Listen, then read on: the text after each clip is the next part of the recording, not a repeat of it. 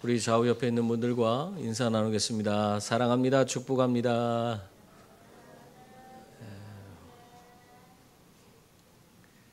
아프리카에 서식하는 코끼리들은요, 하루에 몇 번씩 대나무를 씹어 먹곤 한다고 합니다.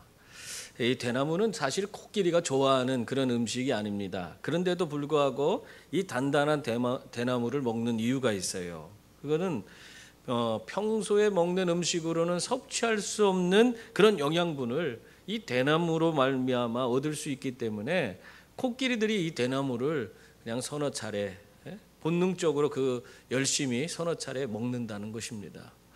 또 케냐의 코끼리들은 엘곤산에 있는 그 키툼 동굴이라는 곳이 있는데 그곳에 1년에 3-4차례에 걸쳐서 그곳을 방문한다고 그래요. 너무 신기하지 않습니까? 워낙 험한 곳이라 거기에 사람들도 잘 가지 않는 그런 곳인데 그럼에도 불구하고 이 코끼리들이 그 키툼 동굴로 수시로 1년에 서너 차례씩 드나든다는 것입니다. 이렇게 지형이 험하고 참 자기들이 사는 서식지에서 먼 그런 지역인데도 불구하고 이 동굴까지 코끼리들이 지속적으로 찾아오는 이유가 있는데 그것이 뭐냐면 이 코끼리는요, 자기의 큰 덩치를 유지하기 위해서는 많은 칼슘과 나트륨을 섭취해야 되는데 이 자신의 서식지 거기에서는 그것을 다 취할 수가 없다는 거예요. 근데 이 깊은 동굴에 있는 흙은요, 그 코끼리들이 사는 서식지보다 100배나 되는 칼슘과 나트륨이 함유되어 있는 그런 흙이라는 것입니다.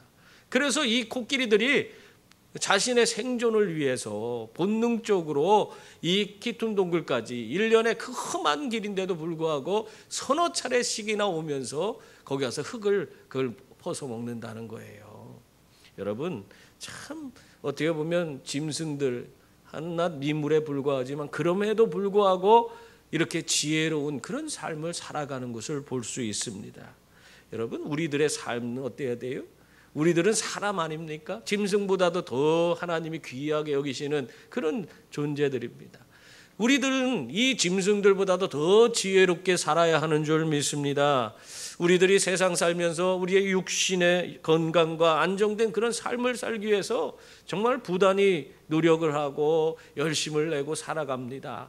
그것도 참 우리가 지혜로운 거예요. 근데 거기서 우리가 더 중요한 게 있어요. 그것은 뭐냐면 우리들의 삶의 주관자이신 우리의 모든 걸음을 인도해 주시는 하나님을 먼저 찾아가서 만나고 그분을 아는 것입니다. 그것이 더 중요해요. 그것이 진정한 지혜가 되는 것입니다. 왜냐하면 하나님께서는 우리의 삶에 뭐가 필요한지를 다 아시는 분이에요. 우리의 인생의 모든 걸음이 어떻게 이루어지는지를 다 꿰뚫어 보시고 계신 분이시기 때문에 우리가 하나님 앞에 나아가고 하나님을 만나게 되면 그분께서 주시는 놀라운 은혜와 복을 누리게 되는 줄 믿습니다. 그렇기 때문에 하나님을 아는 것만큼 중요한 더 귀한 이런 지혜가 없는 것입니다. 오늘 말씀 15절에서도 성도들에게 지혜 있는 자답게 행하라 그런 권면을 하고 있어요. 한번 15절 읽어볼까요? 다 같이 읽겠습니다. 그런즉 너희가 어떻게 행할지를 자세히 주의하여 지혜 없는 자같이 하지 말고 오직 지혜 있는 자같이 하여. 아멘. 이 말씀은 여기서 그런즉으로 시작하잖아요. 이 말은 앞에 있는 내용을 받고 있는 거예요. 앞에서 뭘 얘기를 했어요? 빛의 자녀로서 빛의 열매를 맺고 사는 그런 성도들이 되라 하는 얘기를 했어요. 우리가 정말 빛의 자녀로서 빛의 열매를 맺고 사는 그런 정말 하나님 기뻐하는 성도로서의 삶을 살기를 원한다면 오늘 말씀대로 한다면 뭐예요? 지혜 있게 행해야 된다. 그 말을 하고 있는 거예요. 지혜 있게 행할 때에 우리가 빛의 자녀로서 빛의 열매를 맺을 수 있다는 겁니다. 여러분, 우리가 빛의 자녀인데 빛의 자녀로서 빛의 열매를 맺는 방법이 여러 개가 아니에요. 한 가지밖에 없습니다. 그것은 빛 대신 주님을 우리의 삶의 중심에 모시고 사는 것입니다. 그래서 주님께서 내 안에 오셔서 나를 주님의 뜻 가운데서 하나하나 인도해 주시면 그러면 우리는 내 삶을 통해서 주님의 영광의 빛을 세상에 비추게 되고 또 선한 영향력을 세상에 드러내고 나타내게 되어서 우리의 삶의 저절로 빛의 열매가 주렁주렁 맺히게 되는 거예요. 내가 맺으려고 애를 쓰는 것이 아니라 어떻게 해서 맺어지는 거예요? 내 안에 계신 주님의 영광의 빛을 세상에 드러낼 때에 그 빛에 의해서 열매가 내 삶에 맺히는 거예요. 빛의 열매가. 바로 이러한 삶, 정말 이렇게 빛의 자녀로서 빛의 열매를 맺는 삶, 이것을 이루며 살아가는 삶이 바로 지혜로운 삶인 것입니다.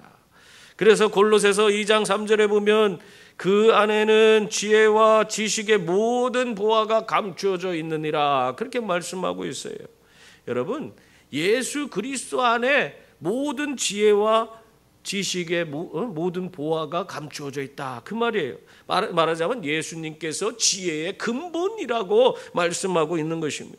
그러므로 우리에게 뭘 권면하고 있어요? 지혜 없는 자 같이 하지 말고 예수님을 우리의 삶의 중심에 모시고 예수님께 내 인생을 다 맡기고 그분이 인도해 주시는, 그래서 정말 하나님의 은혜와 복을 누리고 빛의 자녀로서 빛의 열매를 맺는 그런 정말 아름다운 삶을 살아라, 그 말씀을 우리에게 들려주고 있는 것입니다. 그게 바로 지혜 있는 삶이다, 지혜로운 자의 삶이다, 그렇게 말하고 있는 것입니다. 여러분, 참 지혜 없는 자들이 많아요. 예수님을 믿고 사는데도 지혜롭지 못하게 사는 자, 지혜 없는 자 같이 사는 자들이 있어요. 그런 사람이 누구가 있어요? 성경에 보면 가룟 유다가 있습니다. 이 가룟 유다는 예수님의 제자였고 항상 예수님과 함께하는 자였어요. 그가 예수님 그분의 말씀대로 살고 그분께 자신의 인생을 맡기고 살았다면 그는 정말 위대한 그런 사도가 됐을 거예요. 그런데도 불구하고 이 예수님은 자신의 인생을 예수님께 맡기지 않고 자기 뜻을 따라서 고집스럽게 살아가는 그런 사람이었습니다. 그러다 보니까 자기 기준을 가지고 예수님을 평가하고 예수님에 대해서 판단하니까 예수님은 정말 자기가 생각하는 그런 메시아가 아니에요. 이렇게 어떻게 세상에서 이렇게 나약한 메시아가 있을 수 있는가? 저 세상의 군왕을 다 굴복시키고 왕권을 쥐어잡고 세상에 호령하는 그런 메시아가 그들 가운데 오실 줄 알았는데 지금 예수님의 모습은 그런 모습하고 전혀 달랐어요. 그러니까 가룟 유다는 예수님과 함께 있으면서도 불구하고 예수님을 제대로 자신의 삶의 중심에 모셔드리지 못하고 그분께 자기의 주권을 양도하지 못하고 자기 뜻에 자기 고집대로 자기 생각대로 예수님을 받아들이지 못하다가 결국엔 어떻게 돼요? 예수님을 팔아넘기는, 예수님을 배반하고 팔아넘기는 그런 사람이 되었습니다. 이렇게 자기중심적으로 사는 사람, 자기 고집대로 사는 사람은 예수님이 함께 하지 못하기 때문에 결국에 세상과 함께 망하는 그런 자들이 되는 것입니다. 여러분, 그러므로 언제나 예수님을 모시고 여러분의 삶의 주권을 예수님께 다 맡겨서 예수님이 여러분의 인생을 인도해 가실 수 있도록 여러분 주님의 뜻 가운데서 살아가는 그런 분들이 다 될 수 있기를 바랍니다. 그래서 지혜로운 자의 삶을 살아가는 그런 분들이 다 되시기 바랍니다. 그렇다면 지혜 있는 자의 삶에 나타나는 특징이 있는데 그 구체적인 특징이 무엇인가? 그것을 오늘 16절 말씀에서 우리에게 들려주고 있습니다. 그것이 무엇입니까? 16절 보세요. 세월을 아끼라, 때가 악하니라, 그렇게 말씀하고 있습니다. 세월을 아끼라는 말은요, 우리에게 주어진 그 기회를 놓치지 말라는 거예요. 세월을 아끼라는 그 뜻을 그 원어로 잘 살펴보면은 주어진 기회를 그걸 놓치지 말고 잘 선용하라는 그런 의미를 갖고 있습니다. 그래서 우리가 세월을 아끼는 건 다른 게 아니에요. 내게 찾아온 그런 기회, 하나님이 허락하신 그런 모든 어떤 사명, 그것을 행해야 될 그런 자리에서 정말 내가 그 기회를 놓치지 않고 헛되게 사용하지 않고 잘 감당하는 것, 그것이 바로 세월을 아끼는 길인 것입니다. 동방견문록을 쓴 마르코 폴로가 있어요. 그죠? 마르코 폴로는 몽골의 황제 쿠빌라이 칸을 만난 적이 있습니다. 이 마르코 폴로 대해서 이 쿠빌라이 칸이 너무너무 이 사람을 좋아했어요. 이 사람을 통해서 서양의 이야기를 듣고 서양 문물에 대해서 이야기를 듣고 또 그가 갖고 있는 종교에 대해서 예수 그리스도에 대해서 그 이야기를 듣는 걸 너무너무 좋아했습니다. 그래서 그가 이 쿠빌라이 칸이 그렇게 관심을 갖고 그런 모습을 보면서 야, 이 몽고 대제국에 이 성직자 한 100명이라도 온다면 이 대단한 그런 변화가 있지 않을까 그런 기대를 가졌어요. 그래서 마르코 폴로가 교황에게 편지를 썼습니다. 이 쿠빌라이 칸이 다스리는 이 몽고 제국의 이 거대한 대제국에 성직자 100명을 파송해 달라고 그렇게 편지를 보냈습니다. 그랬는데 그 교황이 그레고리 10세였는데 그 교황 그레고리 10세가 그 요청을 받고는 생각하기에 뭐 어떤 생각한 줄 아세요? 아이고, 저 몽고 그 야만족들에게 성직자 100명을 보낸다는 것은 이건 헛된 짓이야. 그거는 아무 의미가 없는 그런 일이 아닌가. 그러니까 저 변방에서 일하고 있는 성직자 한 2명만 그냥 그 중국으로 가보라고 해라. 그렇게 명령을 내린 거예요. 그래서 100명의 그 성직자를 요청했는데 100명은 가지도 못하고 그 중에 2명만 보내줬습니다. 근데 그 2명도요 가다가 보니까 얼마나 힘듭니까? 그 이탈리아에서 산맥을 넘고 히말라야 산맥을 넘어야 되잖아요. 그런 과정 가운데서 그 쿠빌라이 칸이 있는 그 중국 북경 거기까지 가는데 너무너무 힘드니까 이 사람들이 어떻게 했어요? 중간에 가다가 도로 자기 집으로 돌아가 버렸어요. 그래서 한 명도 이 쿠빌라이 칸이 다스리는 이 몽고 대제국에 성직자들이 간 적이 없습니다.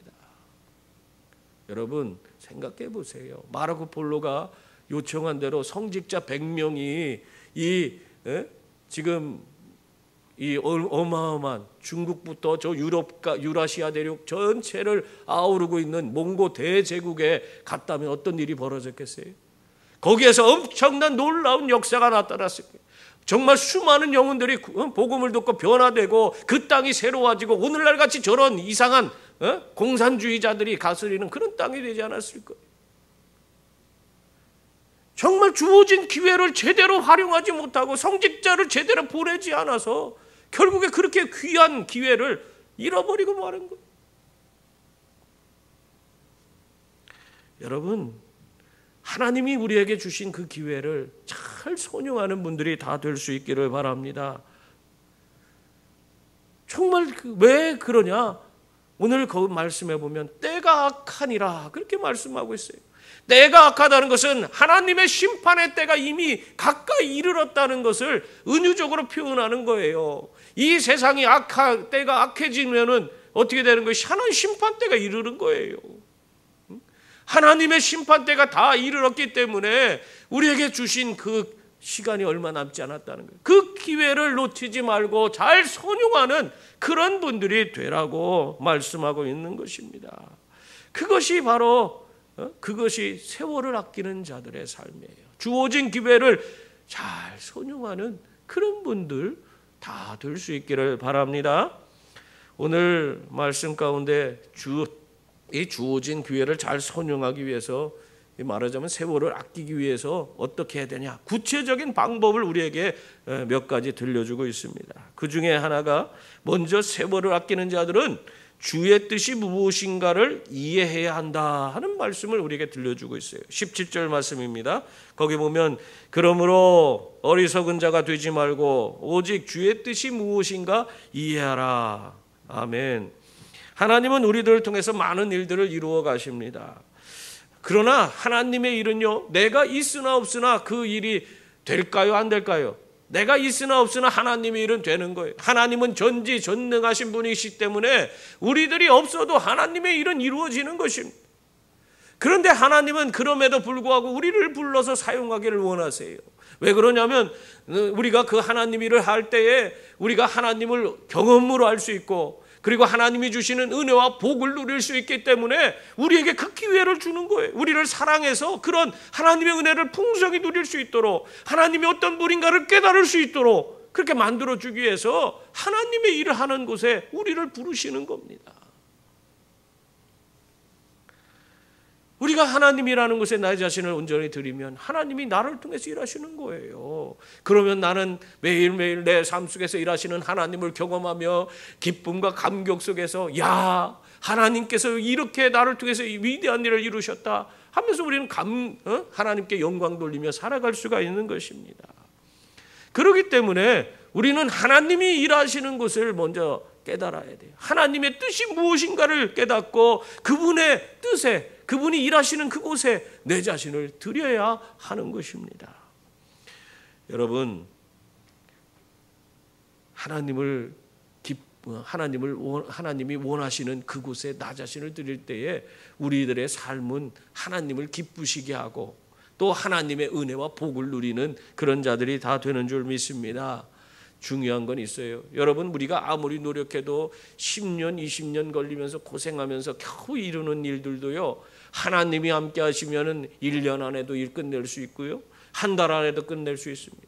말씀 한마디로 바람과 바다를 잔잔케 하시는 그 우리 주님께서 내 삶에 오셔서 나를 다스려 주시면은 내 인생의 그 모든 것들이 놀랍게 변화되고 일순간에 내가 생각지 않은 방법으로 우리에게 놀라운 그런 은혜와 복이 주어지게 되는 줄 믿습니다.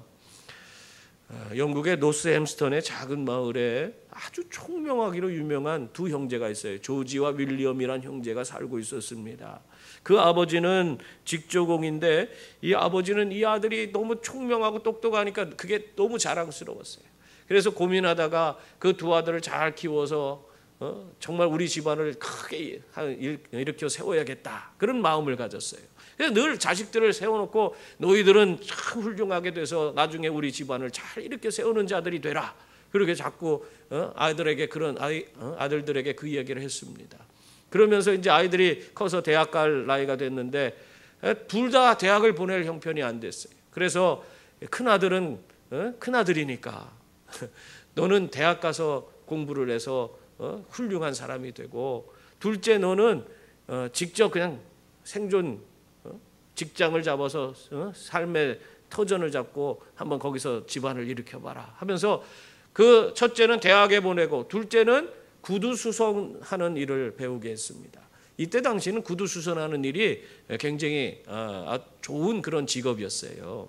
그래서 구두수선하는 것을 이 둘째에게 배우겠는데, 이 첫째는 대학에 보내놓고 둘째는 구두수선하는 일을 하겠지만 그 둘째가 자기도 대학에 가고 싶은 그런 생각이 있었던 거예요.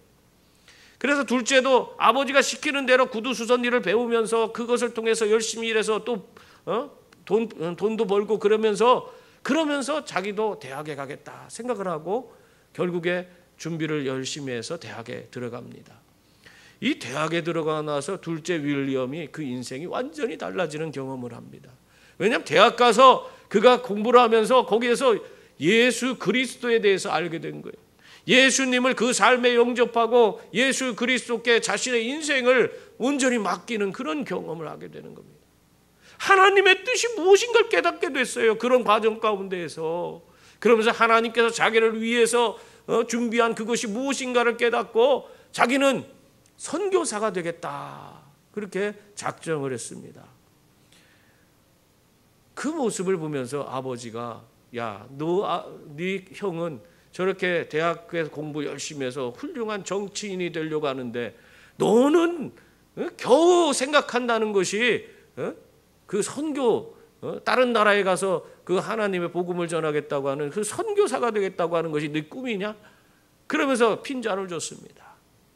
그럼에도 불구하고 하나님의 뜻이 무엇인가를 깨달은 이 윌리엄은 그것에 굴하지 않고 인도로 선교사로, 영국에서 최초로 인도로 떠나는 선교사가 되어서 그곳에 갔습니다.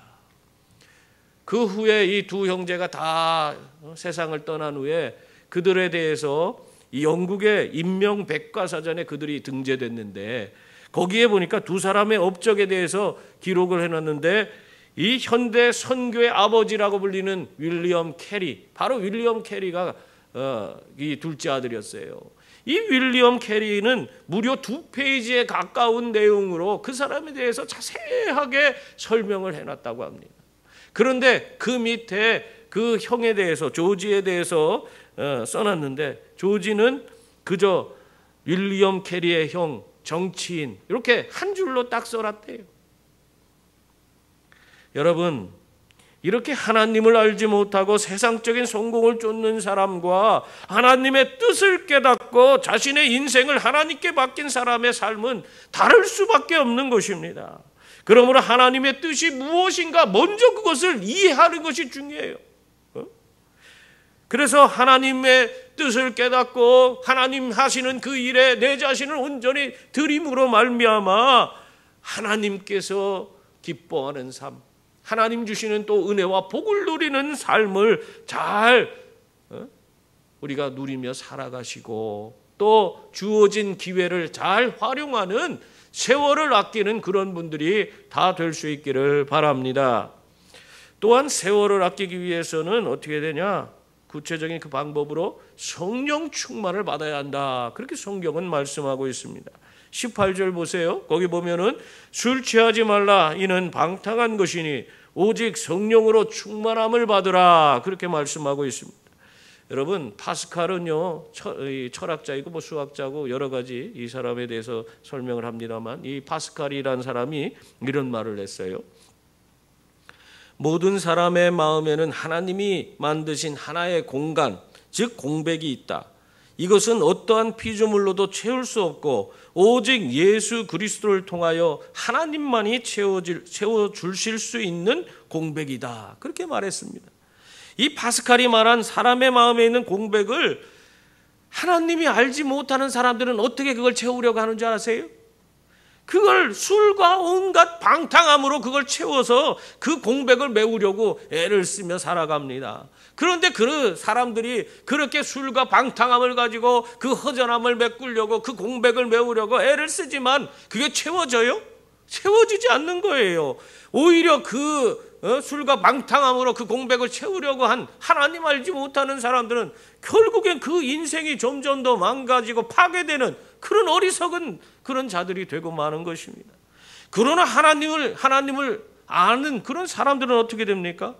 주의 성령으로 그 모든 공백을 온전히 채워짐으로 말미암아 그 삶의 중심에 예수 그리스도를 모시고 그 삶의 모든 것들을 주님께서 하나하나 인도해 주시는 그러한 삶을 살게 되는 거예요. 그래서 부족함 없는 삶을 누리는 그런 자가 되는 것입니다. 여러분, 우리가 여기서 우리의 그 채워지지 않는 그 공간, 그 공백은 예수 그리스도로 말미암아 채워지는 거예요. 하나님께서 주의 성령으로 충만케 하심으로 그것을 가득 채울 수가 있는 것입니다. 그런데 중요한 것은 여기서 성령 충만함을 받으라 그랬는데 그건 일시적인 것이 아니라는 사실을 여러분 기억할 수 있기를 바랍니다. 우리가 성령 충만 받은 것 그걸 가지고 이런 어떤 분들은 그런 얘기를 해요. 예전에 내가 기도원 가서 성령 충만 받아서 내가 그냥 은혜 받고 내 삶이 달라졌지. 그런 얘기를 할 때가 있어요. 그럼 어떤 분은 나는 성령 충만 받고 내가 은사 받고 방언도 하고 어떤 은사도 생겼다. 뭐 그런 얘기를 해요. 근데 그게 중요한 게 아니에요. 기도원 가서 받은 건 그때 끝이에요. 끝난 거예요. 은사 받을 때 성령 충만 받은 건 그때로 끝난 거예요. 우리는 지금 이 순간 계속 성령 충만해야 되는 거예요. 날마다 주님을 내 삶의 중심에 모시고 그분의 다스림을 받는 주의 성령으로 충만한 삶을 매일매일 우리는 살아가야 되는 겁니다. 매일 매 순간 지속적으로 성령 충만함을 받아야 하는 것입니다. 예전에 받은 건 효과 없어요. 그건 그때에 하나님께서 나에게 주신 은혜예요.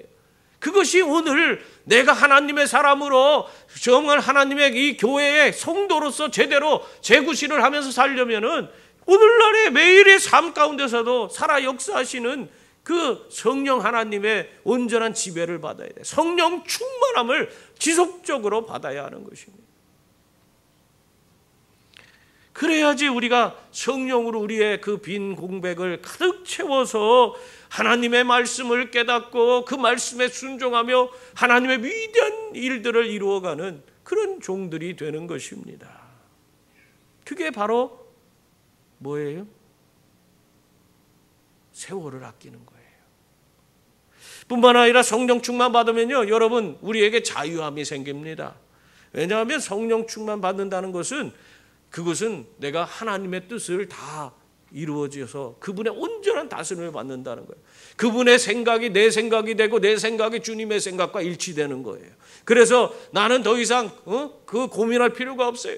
내가 이것이 하나님 뜻입니까? 아니 이게 하나님 뜻입니까? 맨날 그거 고민하는 사람 많잖아요. 그게 아니에요. 내가 성령 충만 받으면 성령께서 나를 다 다스리기 때문에 내 생각도 다스리고 내 모든 언어도 다스리고 내가 행하는 모든 행동도 다스리기 때문에 더 이상 나는 하나님 뜻을 우리가 찾을 필요가 없어요. 하나님 뜻을 내가 다 알고 있는 거예요. 그래서 진정한 자유함을 누리며 사는 그런 주의 자녀들이 되는 것입니다.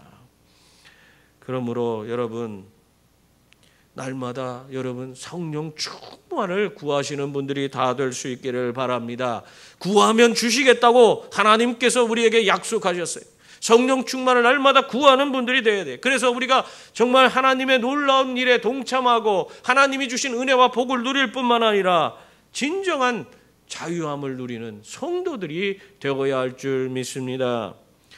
강원도에 가면은 그 예수원이라는 곳이 있어요. 그곳에 대천덕 신부님이 예전에 그곳에서 그 많은 분들에게 좋은 가르침을 주고 그랬는데 지금은 이제 돌아가셨습니다마는 이 대천덕 신부님의 그 할아버지 R.A. 토레이라는 목사님이 계세요. 이분이 참 성령에 아주 민감하신 분이셨어요. 그래서 이 토레이 목사님은 항상 자고 깨면은 날마다 하나님 나에게 성령 충만을 주시옵소서 하는 기도로 하루를 시작했다는 것이에요. 그리고 또 이렇게 또 기도한답니다. 하나님, 제가 성령 충만하다고 느끼지 못할 때 함부로 말하지 않도록 도와주십시오. 성령 충만하지 않을 때 말하면 실언이 되고 싶고 사람들에게 상처를 주기 쉽기 때문입니다. 하나님, 제가 성령 충만하지 않을 때에 제 인생의 중요한 결정을 하지 않도록 도와주십시오. 성령 충만하지 않으면 저의 결정은 잘못될 가능성이 항상 있기 때문입니다. 이렇게 기도했다는 거예요. 정말 매 순간 성령 충만을 위해서 기도하고 성령님의 그 온전한 인도함 가운데에서 살려고 몸부림친 분이 바로 이 토레이 목사님이셨습니다. 여러분, 우리도 마찬가지 이렇게 성령 충만을 날마다 구하고 성령의 인도를 받는 그런 성도들이 다 될 수 있기를 바랍니다. 그래서 우리들의 삶에 주어지는 많은 일들을 하나님 뜻대로 다 감당하고 또 성도로서 진정한 자유함을 누리는 저와 여러분이 다 될 수 있기를 바랍니다. 그럴 때 우리는 엉뚱한 곳에 가서 방황하고 정말 헤매이는 그런 자가 아니라 하나님께서 우리에게 주신 그 기회를 잘 깨닫고 그것을 선용하는 그런 분들이 다 되는 줄 믿습니다. 그리고 또한 세월을 아끼려면 늘 찬송과 감사가 넘치고 서로 섬기는 삶을 살아야 합니다. 19절에서 21절 말씀 보세요. 거기 보면 함께 읽겠습니다. 시와 찬송과 신령한 노래들로 서로 화답하며 너희의 마음으로 주께 노래하며 찬송하며 범사에 우리 주 예수 그리스도의 이름으로 항상 아버지 하나님께 감사하며 그리스도를 경외함으로 피차 복종하라. 아멘. 이 성도들은 시와 찬송과 신령한 노래들로 언제나 하나님을 찬양하며 그리스도 안에서 언제나 감사하는 그런 삶을 살아가야 하는 것입니다. 여러분, 그 이유가 있어요. 왜 그렇습니까? 그 이유 중에 하나가 뭐냐면 하나님이 우리를 만드신 그 창조 목적이기 때문에 그렇습니다. 하나님이 우리를 만드실 때 왜 만들었어요? 하나님을 찬양하고 그분을 영원토록 즐거워하라고 우리를 창조하셨어요. 우리를 정말 하나님 만드신 창조 목적대로 하나님이 우리가 그렇게 정말 이 땅에서 그런 쓰임받는 존재가 되길 원하십니다. 여러분, 이사야서 43장 21절에서도요. 이 백성은 내가 나를 위하여 지었나니 나를 찬송하게 하려 함이니라. 그렇게 말씀하고 있습니다. 여러분, 우리 하나님께서 우리를 구원해 주시고 은혜를 베풀어 주신 것은 다른 게 아니에요. 하나님을 찬송하고 하나님 앞에 기쁨과 감격 속에 감사하며 살라고 우리를 그렇게 구원해 주신 것입니다. 뿐만 아니라 우리의 모든 영적인 축복이 어디서부터 와요? 여러분 그거 아세요? 예수 그리스도 그분 안에서 우리에게 모든 영적인 축복이 임하는 겁니다. 그러니 우리가 예수님을 믿고 살아가는 이 은혜의 삶에 우리가 살아가면서 얼마나 그것이 감사가 되고 기쁨이 되고 하나님 앞에 영광이 되겠습니까? 그러니까 우리가 날마다 하나님을 찬송하고 감사할 조건밖에 없는 거예요. 영국의 대형 여객선 스텔라오가 한밤중에 암초에 부딪혀서 이게 좌초되고 말았습니다. 그래서 급하게 선원들이 막 보트를 내려갖고는 사람들을 거기다 싣고 거기서 구조받을 수 있도록 그렇게 해서 빨리 피할 수 있도록 만들어 줬습니다. 그런데 거기에 그 구조선에 탄 그 구명보트에 탄 사람들도 이 바다의 조류에 휩쓸려서 막 이리저리 흩어져 갖고는 살아남은 사람이 많지 않았다고 그래요. 그랬는데 한 보트에는 12명 정도가 탔는데 그 보트에 마가렛 윌리엄스라고 하는 분이 계셨는데 이분이 지금 위급한 상황 아니에요? 그리고 자기를 구조해 줄 그런 사람도 한밤중에 사고가 났으니 이게 뭐 보이지도 않고 그래갖고는 그리고 조류에 밀려서 막 다 뿔뿔이 흩어졌으니까 어디서 이 사람들을 구조해야 될지 구조선이 와도 구조도 못하는 상황이에요. 그런데 그런 상황 가운데서 마가렛 윌리엄스가 그 보트를 타고는 12명 정도 타고 있는 그 보트 안에서 찬송을 부르기 시작했습니다. 그러니까 사람들이 다 뭐라고 하는 거예요. 아니 지금 다 이게 죽게 생겼는데 어떻게 여기서 찬송하고 있냐고. 지금 우리 다 힘들고 어렵고 고통스러운데 거기서 찬송이 나오냐고 막 사람들이 핀잔을 줬습니다. 그런데 그때 이 마가렛 윌리엄스가 이렇게 얘기했대요. 이제 의지할 분은 하나님뿐이십니다. 우리는 한 치 앞도 볼 수 없고 노도 없이 떠내려갈 수밖에 없습니다. 비록 그럴지라도 함께 찬송하며 하나님께 감사하며 도움을 구합시다. 그렇게 이야기를 했다는 것입니다. 이 말을 들은 사람들 중에 몇몇이 이 마가렛 윌리엄스가 부르는 찬송을 같이 따라 부르기 시작했대요. 그러다 보니까 이게 완전히 분위기가 역전돼서 그 보트에 타고 있던 12명이 그냥 다 같이 그냥 크게 하나님을 찬송하기 시작했습니다. 그러고 나서 이제 얼마큼 시간이 가니까 어려슴푸레하게 이 새벽이 다가와서 동이틀 무렵이 된 거예요. 그러니까 갑자기 옆에 큰 배가 와서 구조선이 와 있더래. 그래서 깜짝 놀라서 전부 다 하나님께서 은혜를 베풀어 주셨구나. 정말 어떻게 여기 우리를 알고 여기까지 왔을까 다 궁금해했는데 그 구조선 사람들이 하는 소리가 아니 우리가 정말 구조하러 왔더니 다 조류에 밀려서 어디를 갔는지 도저히 찾을 수 없는데 어디에서 찬송 소리가 나갔고 그 찬송 소리 듣고 여기까지 찾아왔다고 그 얘기를 하더래요. 여러분 이렇게 하나님 앞에 감사하고 찬송하는 사람은 하나님 베풀어 주신 기적을 경험하게 되는 줄 믿습니다. 사랑하는 성도님들, 우리 모두 하나님이 우리에게 주신 그 기회를 잘 선용하는, 그래서 세월을 아끼는 그런 분들이 다 될 수 있기를 바랍니다. 그래서 성령 충만받아 하나님의 뜻대로 하나님의 위대한 일을 이루며 언제나 감사와 찬양이 끊이지 않는 삶을 살아가시는 우리 모두가 될 수 있기를 주님의 이름으로 축원합니다. 기도하겠습니다.